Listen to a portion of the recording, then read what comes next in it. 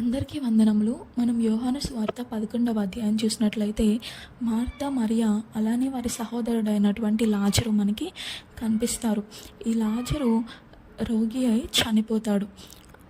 ఇతను రోగి అయినప్పుడు మార్తా, మరియా యేసుప్రభువారికి వర్తమానం పంపుతారు. ఆయన బేతనీపురంకు వచ్చినప్పుడు మార్తా, మరియా అలానే యూదులందరూ కూడా ఆయన చూసి ఏడుస్తారు. వారంటారు, ప్రభువా, నీవు ఇక్కడున్న ఎడల నా సహోదరుడు చావకి ఉండును అనేసి వారు బాధపడుతూ ఉంటారు. వారు ఏడవడం చూసి యేసుక్రీస్తు ప్రభువారు కలవరపడి ఆత్మలో మూలుగుచూ ఉంటారు. అలానే ఆయన కన్నీళ్లు విడిచినట్లుగా కూడా మనం చూస్తూ ఉంటాం. ఆయన ఎందుకు ఇంత బాధపడుతున్నారంటే వారు పూర్తి విశ్వాసం ఉంచకపోవడం వలన. ఆయన ఎంతోమంది రోగులను స్వస్థపరిచాడు, కానీ ఈ యొక్క చనిపోయినటువంటి లాజర్ను కూడా లేవనెత్తగలడు అనేటటువంటి విషయాన్ని వారు విశ్వసించలేకపోయారు. కనుక వారి అవిశ్వాసాన్ని బట్టి యేసు అక్కడ కన్నీళ్లు విడవడాన్ని మనం చూస్తూ ఉంటాం. మనం కూడా ఎన్నోసార్లు ప్రార్థించినప్పుడు ఆయన సన్నిధిలో ఏడుస్తాం.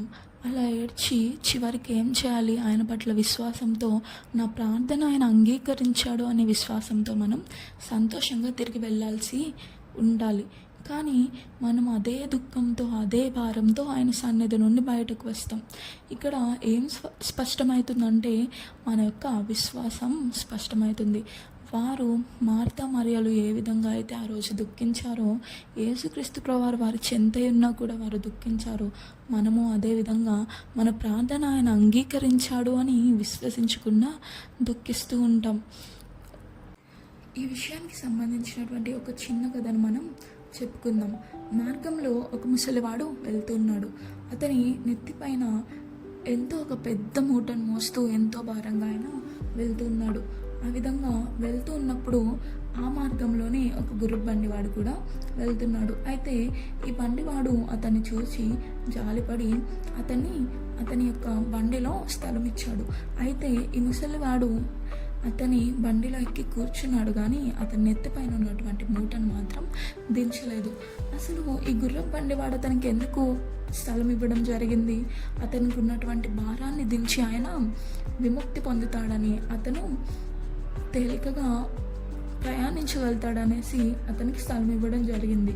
కానీ ఈ ముసలి అతను ఏం చేశాడు? అతని పైన ఉన్నటువంటి భారాన్ని మాత్రం దించలేకపోయాడు. అలానే మనం కూడా ఎన్నో శ్రమలు, ఎన్నో బాధలు, ఇబ్బందుల్ని మన మీద పెట్టుకొని మోసుకుంటూ దేవుని సన్నిధికి వస్తాం. ఆయన సన్నిధికి వచ్చిన తర్వాత మనం ఏం చేయాలి? ఆ భారాన్ని అంతటినీ కూడా ప్రభువు పాదాల చెంత విడిచిపెట్టి మనము ప్రశాంతమైనటువంటి మనస్సుతో ఆయన్ని ఆరాధించాలి. వాక్యం ఏం సెలవిస్తుంది? సంతోషంతోనూ ఉత్సాహ గానాలతోనూ ఆయన్ని స్తుతించమని. కానీ మనము మనకున్నటువంటి శ్రమలను, బాధలను, ఇబ్బందులను పెట్టుకొని ఆ దుఃఖముఖముతోనే ఆయన సన్నిధిలో సమయాన్ని గడుపుతూ ఉంటాం. కానీ మనం అట్టి వారమై ఉండకూడదు. మనము దేవుని పట్ల పూర్తి విశ్వాసం కలిగి ఉన్న ఎడల మనల్ని ఆయన చూస్తున్నాడని, మనకున్నటువంటి శ్రమలను ఆయన చూచాడని, మనం ప్రార్థించినటువంటి ప్రార్థనను ఆయన ఆలకించాడని, ఆ ప్రార్థనకు తగిన ఫలం ఆయన ఇవ్వబోతున్నాడని మనం విశ్వసించాలి. ఆ విధంగా విశ్వసించి మన యొక్క భారాన్ని అంతటిని ఆయన పాదాల చెంత పెట్టి మనం ఎంతో సంతోషంగా, ఎంతో తేలికగా మనం ఆయన సన్నిధి నుండి వెళ్ళాలి. కనుక ప్రభు ఈరోజు సెలవిస్తున్నారు, నమ్ముట నీ వలనైతే నమ్మువానికి సమస్తము సాధ్యమే. నీవు ప్రార్థిస్తున్నావు, కానీ దేవుణ్ణి పూర్తిగా విశ్వసిస్తున్నావా లేదా అని మనం పరీక్షించుకోవాలి. ఏ విధంగా అయితే మార్తా, మరియలు అలాగే అప్పటి యూదులు దేవుణ్ణి పూర్తిగా విశ్వసించలేకపోయారో మనం ఆ విధంగా ఉండకూడదు. వారిని బట్టి దేవుడు ఏ విధంగా అయితే కన్నీరు విడిచాడో ఈరోజు మన విశ్వాసమును బట్టి కూడా దేవుడు దుఃఖిస్తూ ఉన్నాడు అని మనం జ్ఞాపకం చేసుకోవాలి.